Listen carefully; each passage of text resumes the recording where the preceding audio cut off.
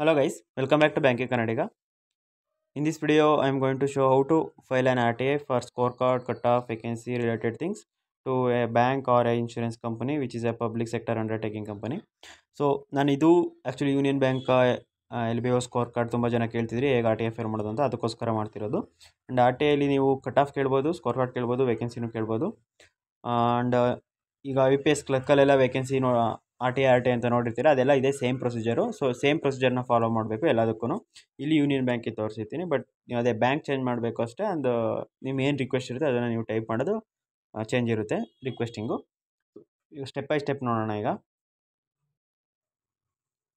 ಇದು ಕ್ರೋಮ್ದು home page. ನಿಮ್ದು ಏನಾದರೂ ಡೆಸ್ಕ್ಟಾಪ್ ಮೋಡಲ್ ಇಲ್ಲ ಅಂತಂದರೆ ಇಲ್ಲಿ 3 ಡಾಟ್ಸ್ ಇರುತ್ತೆ. ಮೊಬೈಲಲ್ಲಿ ಅಪ್ಲೈ ಮಾಡ್ತಿದ್ರೆ ಸೊ ಡೆಸ್ಕ್ಟಾಪ್ ಮೋಡಿಗೆ ಸೆಟ್ ಮಾಡ್ಕೊಳ್ಳಿ. 3 ಡಾಟ್ ಪ್ರೆಸ್ ಮಾಡಿಬಿಟ್ಟು ಅದಾದಮೇಲೆ ಕ್ರೋಮಲ್ಲಿ ಸರ್ಚ್ ಮಾಡಬೇಕಾದ್ರೆ ಜಸ್ಟ್ ಆರ್ ಟಿ ಐ ಅಂತ ಸರ್ಚ್ ಮಾಡಿ. ಆರ್ ಟಿ ಐ ಅಂತ ಸರ್ಚ್ ಮಾಡಿದರೆ ಫಸ್ಟ್ ಆಪ್ಷನ್ ಈ ಥರ ಬರುತ್ತೆ. So R T I online ಅಂತ ಹೋಗಿ, ಆರ್ ಟಿ ಐ ಆನ್ಲೈನ್ ಅಂತ ಹೋದರೆ ಇಲ್ಲಿ ಸಬ್ಮಿಟ್ ರಿಕ್ವೆಸ್ಟು. ಅದಾದಮೇಲೆ ನೀವು ವ್ಯೂ ಸ್ಟೇಟಸ್ ಅಂತ ಕೊಟ್ಟು ನಿಮ್ಮದು ಐ ಡಿ ಬರುತ್ತೆ. ಐ ಡಿ ಕೊಟ್ಟರೆ ನಿಮ್ಮದು ಸ್ಟೇಟಸ್ ಗೊತ್ತಾಗ್ತಿರುತ್ತೆ ಆರ್ ಟಿ ಐದು. ಒಂದೊಂದು ಸಲ ಮೇಲಿಗೆ ಅವರೇ ಕಳಿಸ್ತಾರೆ ಆರ್ ಟಿ ಐ ರಿಪ್ಲೈ ಬಂದಾದಮೇಲೆ. ಅದು ರಿಪ್ಲೈ ಬಂದುಬಿಟ್ಟು ಡಿಸ್ಪೋಸ್ಡ್ ಅಂತ ಬರುತ್ತೆ. ಒಂದೊಂದು ಸಲ ಕೊಡಲ್ಲ. ಸೊ ನೀವೇ ರೆಗ್ಯುಲರಾಗಿ ಚೆಕ್ ಮಾಡಬೇಕಾಗುತ್ತೆ. ಒಂದು 10 ಡೇಸ್ ಬಿಟ್ಟು ಚೆಕ್ ಮಾಡಿ. ಆ್ಯಕ್ಚುಲಿ 30 ಡೇಸ್ ಮ್ಯಾಕ್ಸಿಮಮ್ ಟೈಮು ತಗೊಳ್ಳೋದು ಅವರು. ಅದಾದಮೇಲೆ 30 ಡೇಸ್ ಆದಮೇಲೆ ಫಸ್ಟ್ ಅಪೀಲ್ ಅಂತ ಹೇಳಿದ್ದಿಲ್ಲ, ಸಬ್ಮಿಟ್ ಫಸ್ಟ್ ಅಪೀಲ್ ಅಂತ, ಅದನ್ನು ಫೈಲ್ ಮಾಡಬೇಕಾಗುತ್ತೆ. ಅಷ್ಟು ಆಗಲ್ಲ ಬೇಗ, ಅಂದರೆ ವಿತಿನ್ 30 ಡೇಸ್ ಅವ್ರು ರಿಪ್ಲೈ ಮಾಡೇ ಮಾಡ್ತಾರೆ. ಸೊ ಈಗ ಸಬ್ಮಿಟ್ ರಿಕ್ವೆಸ್ಟಿಗೆ ಹೋಗೋಣ. ಸಬ್ಮಿಟ್ ರಿಕ್ವೆಸ್ಟ್ ಹೋದಾದಮೇಲೆ ಏನೇನೋ ಇದೆ, ಟರ್ಮ್ ಆ್ಯಂಡ್ ಕಂಡೀಷನ್ಸ್ ಅಥವಾ ಹೇಗೆ ಅಪ್ಲೈ ಮಾಡೋದು ಅಂತ instructions. So hereby have read and understood the guideline, next submit. So ಈ ಥರ ಒಂದು ಪೇಜ್ ಬರುತ್ತೆ. ಇದೇನೇ R T I final page. ಇದನ್ನು ಮಾಡಿದ್ರೆ ನೆಕ್ಸ್ಟ್ ಪೇಮೆಂಟಿಗೆ ಹೋಗುತ್ತೆ. ಪೇಮೆಂಟಿಗೆ ಹೋಗೋದು ನಿಮ್ಮದು ಬಿ ಪಿ ಎಲ್ ಇಲ್ಲ ಅಂದರೆ, ಬಿ ಪಿ ಎಲ್ ಇದ್ದರೆ 0 payment, and B P L ಇಲ್ಲ ಅಂದರೆ 10 ರುಪೀಸು. ಆ್ಯಂಡ್ ಇದು ನಿಮ್ಮದು ರಿಕ್ವೆಸ್ಟ್ ಬಾಕ್ಸ್ ಆಗುತ್ತೆ. ಸೊ ಇಲ್ಲಿ ನೀವೇನು ರಿಕ್ವೆಸ್ಟ್ ಇದೆ ಅದನ್ನು ಟೈಪ್ ಮಾಡ್ಬೋದು.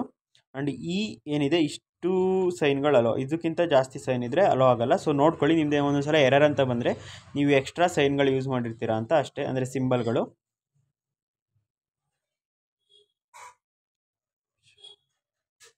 ಸೊ ನೆಕ್ಸ್ಟು ಈಗ ಇಲ್ಲಿ ಸೆಲೆಕ್ಟ್ ಮಿನಿಸ್ಟ್ರಿ ಆ್ಯಂಡ್ ಅಥಾರಿಟಿ ಆ ಥರ ಇದೆ. ನೀವು ಒಂದು ಸಲ ಡಿಪಾರ್ಟ್ಮೆಂಟು, ಮಿನಿಸ್ಟ್ರಿ ಅದೆಲ್ಲ ಗೊತ್ತಾಗಲಿಲ್ಲ ಅಂದರೆ ಡೈರೆಕ್ಟ್ ಇಲ್ಲಿ ಟೈಪ್ ಅಂತ ಇದೆಯಲ್ಲ, type the public authority name ಅಂತ ಇಲ್ಲಿ ಹೋಗ್ಬಿಟ್ಟು ನಾವೀಗ ಅಪ್ಲೈ ಮಾಡ್ತಿರೋದು ಯೂನಿಯನ್ ಬ್ಯಾಂಕ್ಗೆ. ಸೊ ಯೂನಿಯನ್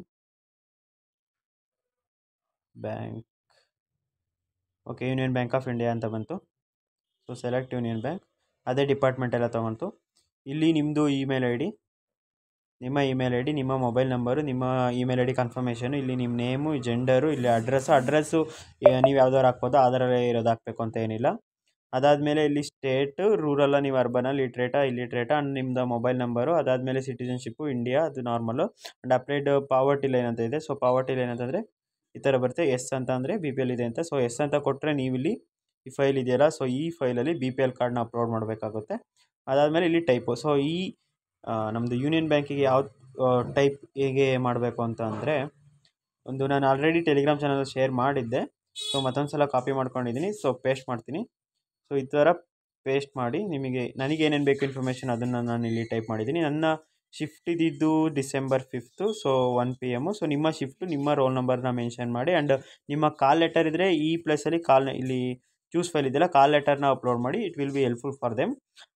ಕಾಲ್ ಲೆಟರ್ ಇಲ್ಲಾಂದರೆ ಇಟ್ಸ್ ಓಕೆ, ಇಲ್ಲಿ ನಿಮ್ಮ ಬಿ ಪಿ ಎಲ್ ಅಪ್ಲೋಡ್ ಮಾಡಿಬಿಟ್ಟು ಸಬ್ಮಿಟ್ ಮಾಡಿ. ಆ್ಯಂಡ್ ನಾನು ಸೆಕ್ಷನ್ ವೈಸ್ ಕೂಡ ಕೇಳಿದ್ದೀನಿ. ಆ್ಯಂಡ್ ನಮ್ಮ Karnataka category wise cut off ಕೂಡ ಕೇಳಿದ್ದೀನಿ. ಆ್ಯಂಡ್ ನೀವು ಇದರಲ್ಲಿ ವೇಟಿಂಗ್ ಲಿಸ್ಟ್ ಬರುತ್ತಾ ಅಥವಾ ರಿಸರ್ವ್ ಲಿಸ್ಟ್ ಬರುತ್ತಾ ಅಂತ ಕೇಳೋಕ್ಕಾಗಲ್ಲ, ಅವ್ರು ಅದಕ್ಕೆ ರೆಸ್ಪಾನ್ಸ್ ಮಾಡಲ್ಲ. Under process, recruitment under process, are the information asked cannot be provided ಅಂತ ಬರುತ್ತೆ. ಏನೋ ಆ್ಯಕ್ಟ್ ಅದು ಇದು ಅಂತ. ನೀವು ಸ್ಕೋರ್ ಕಾರ್ಡ್ ಕೇಳ್ಬೋದು, ಕಟ್ ಆಫ್ ಕೇಳ್ಬೋದು, ಮತ್ತು ವೇಕೆನ್ಸಿಗಳು ಕೇಳ್ಬೋದು, ಅಥವಾ ನಿಮಗೆ ಬೇರೆ ಪಬ್ಲಿಕ್ಕಿಗೆ ಅವರು ಶೇರ್ ಮಾಡೋಕ್ಕೆ ಅಥಾರಿಟಿ ಇರೋ ಅಂಥ ಇನ್ಫಾರ್ಮೇಷನ್ಗಳನ್ನ ಕೇಳ್ಬೋದು. ಸೊ ಇದಿಷ್ಟೇ ಈ ವಿಡಿಯೋಗೆ ಇನ್ಫಾರ್ಮೇಷನ್. ಯಾವ ಥರ ಅಪ್ಲೈ ಮಾಡೋದು ಅಂತ ಗೊತ್ತಾಯಿತು ಅನ್ಕೋತೀನಿ. ನಾನು ಇಲ್ಲಿ ಡೀಟೇಲ್ ಆಗ್ತಿಲ್ಲ, ನೀವು ಡೀಟೇಲ್ ಟೈಪ್ ಮಾಡಿಬಿಟ್ಟು ನೆಕ್ಸ್ಟ್ ಸಬ್ಮಿಟ್ ಅಂತ ಕೊಟ್ಟರೆ ಸಬ್ಮಿಟ್ ಆಗುತ್ತೆ. ಐದರ್ ನೀವು ಏನಾದ್ರು ಬಿ ಪಿ ಎಲ್ ಇಲ್ಲ ಅಂದರೆ ಪೇಮೆಂಟ್ ಇದಕ್ಕೆ ಹೋಗುತ್ತೆ. ನೀವು ಯಾವ್ದಾದ್ರು ಆನ್ಲೈನ್, ಈಗ Google Pay, PhonePe, or Bharat Pe ಅಥವಾ BHIM ಯಾವ್ದಾದ್ರು ಯೂಸ್ ಮಾಡ್ಕೊಂಡು ನೀವು ಪೇ ಮಾಡ್ಬೋದು. Thank you for watching. And ನಾನು ಇದು ಆರ್ ಟಿ ಐ ಫೈಲ್ ಮಾಡ್ತೀನಿ ಈ ವಿಡಿಯೋ ಎಂಡ್ ಆದಮೇಲೆ. ಸೊ ನಾನು ರಿಪ್ಲೈ ಬಂದರೆ ನಾನು ನಿಮಗೆ ಶೇರ್ ಮಾಡ್ಕೊತೀನಿ ಆ ರಿಪ್ಲೈನ.